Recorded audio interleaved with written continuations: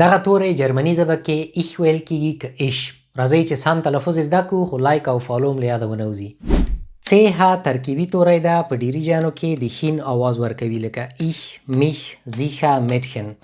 ترکان، عربان، ایټالیایان او ایرانیان شین تلفظي وایي ایش، میش، زیشه. خو پښتنو لپاره باید شین تلفظ کی ځکه چې ستاندارد آلماني ژبه کې همداسې ده.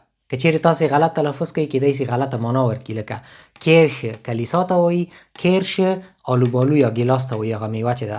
دوم، کله چې څ توری وروسته له ا، او، او او نه راسي ښې تلفظ کیږي لکه دخ، دخ، کوخن، اوخ. ځینې استثناءات یا اوسنامن هم پکې دي. څ که د کلمو په سر کې راسي د شین آواز ورکوي، کله هم د کاف آواز ورکوي او کله هم د شین او د چ آواز ورکوي. دا ټولې کلمې په آلماني ژبه کې نسته، دا له نورو ژبو نه راغلي دي ځکه دغسې تلفظیږي لکه شیمی، کاوس، خینا. تاسې په کمنټ کې راته ولیکئ چې چیرته ژوند کوئ او هلته د څ کلمه شین تلفظیږي که خین.